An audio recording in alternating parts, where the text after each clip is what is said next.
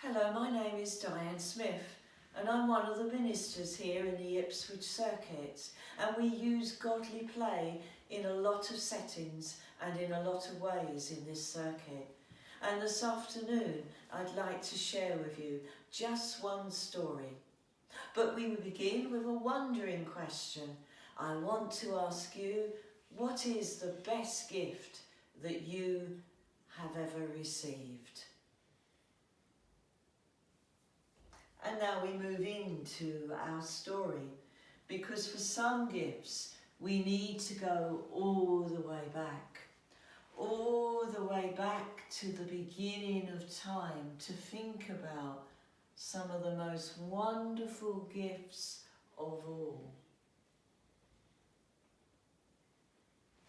In the beginning, there was nothing except for perhaps an enormous smile. And then on the first day, God gave to us the gift of light, so that now there is a difference between the light and the darkness. And I don't just mean the light in a candle or the light in a light bulb or a car light. I mean all the light that ever was and ever will be. God gave to us this precious gift.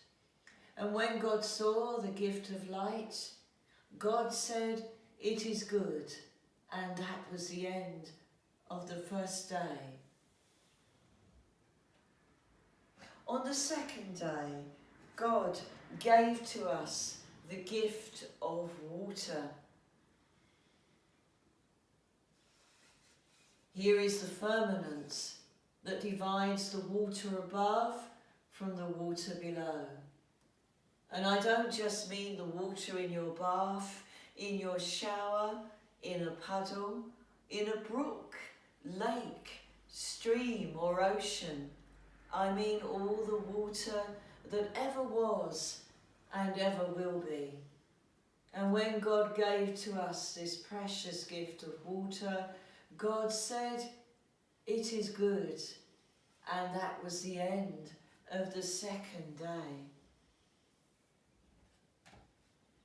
On the third day, God gave to us the gift of the land and the green and growing things, so that now there was a division between the water and the land.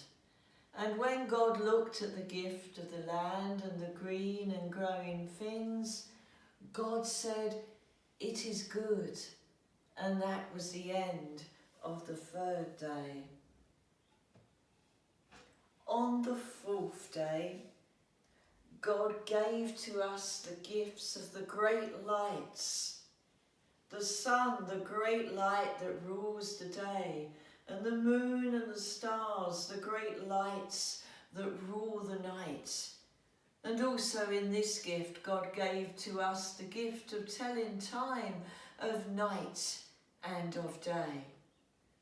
And when God looked at the gift of night and day, of being able to tell time, God said, "It is good." And that was the end of the fourth day. On the fifth day, God gave to us the gift of the creatures that fly in the sky and the creatures that swim in the deep sea.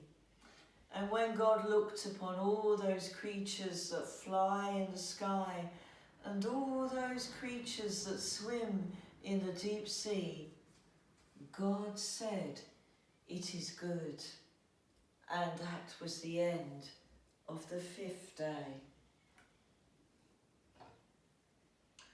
On the sixth day, God made us, men and women, boys and girls, all those that walk upon the earth using 2 feet, and all the animals that walk upon the earth using 2, 4, 6, or many, many feet.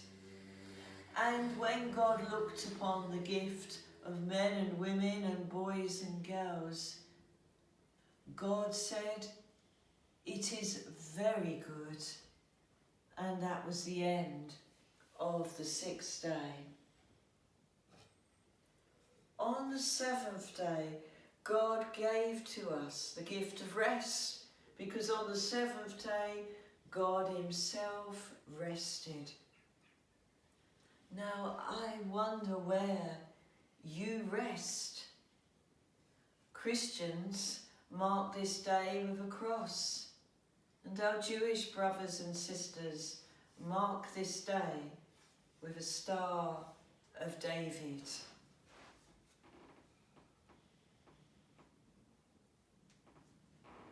It's important to know where our resting places are, where we can draw close to God and God can draw close to us. I wonder where your place is, where you feel especially close to God. I wonder too if we have all the days we need to tell the story of creation.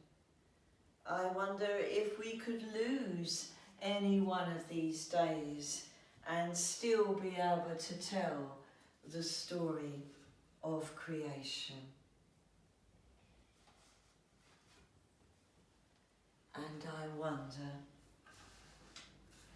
wonder what day speaks most to you. I wonder what day you find you feel especially close to God. This Godly Place story has been recorded for use on the Methodist website. It's been done in slightly different way as to a normal Godly Place session due to the circumstances that we find ourselves in at this present time. But I do hope and pray you can still find Godly Place stories helpful even when they're posted online. Next week we will have another Godly Place story to share. Thank you for joining me.